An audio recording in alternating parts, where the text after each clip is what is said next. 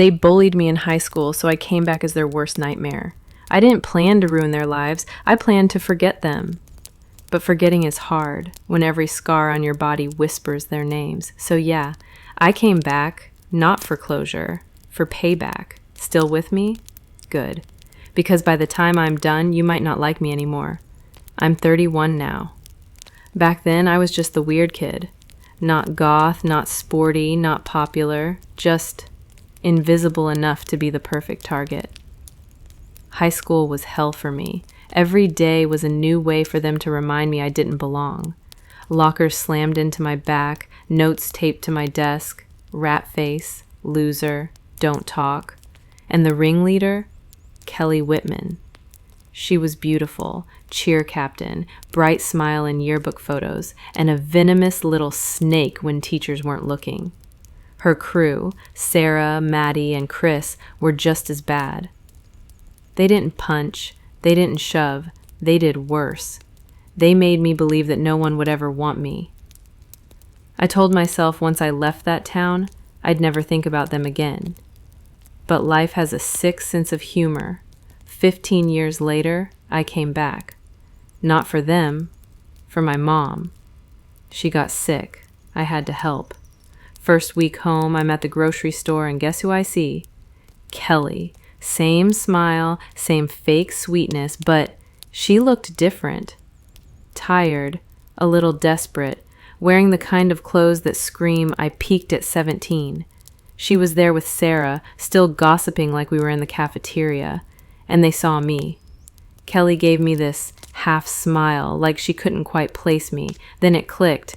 Oh my God, Rachel? Wow, you've changed. That pause, that little hesitation before changed. I knew what she meant.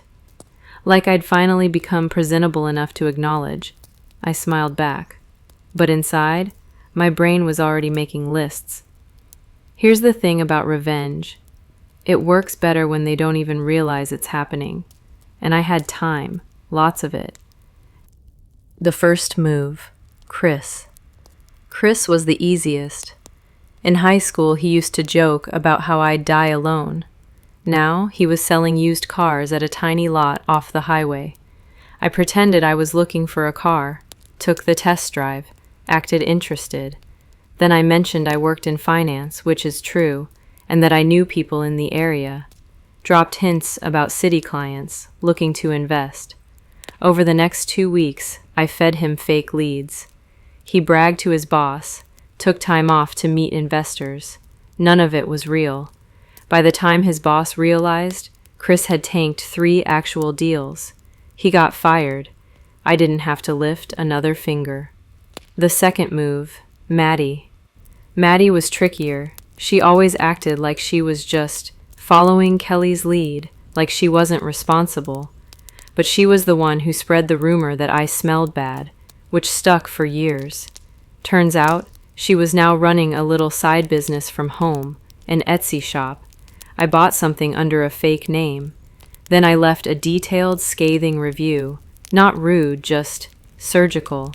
Pointed out flaws, posted pictures, tagged the wrong address she shipped it to. Others saw it. Orders slowed. Her 5-star shop dropped to 3.2 in a week. She posted on Facebook begging people to support local.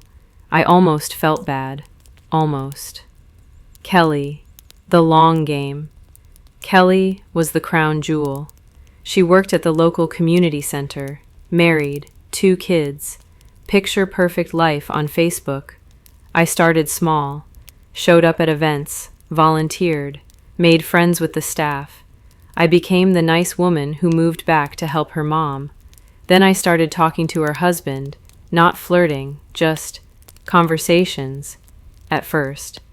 I found out he hated drama, hated gossip, so I fed him little truths, things Kelly actually said back in the day, not lies, just stories, framed the right way, like the time she stole Sarah's boyfriend and lied about it, or how she bullied a girl so badly she transferred schools. He laughed at first, thought it was teenage stuff, until I showed him a message from Kelly, sent to Sarah last month, making fun of a mom from their kid's school. That was my ace, because now he saw it. She hadn't changed, not one bit. If you think I'm a monster, I won't blame you. But be honest. Doesn't part of you want to see people like that get exactly what they gave? The real opportunity came during the community fundraiser. Big event, silent auction, everyone in town was there. Kelly was in charge, and she was stressed. I accidentally sent the event's private budget spreadsheet to the wrong email list. It showed that she overcharged for supplies and kept the difference. She hadn't. I made the numbers look that way. People started whispering. Her husband asked her about it, right there in front of me.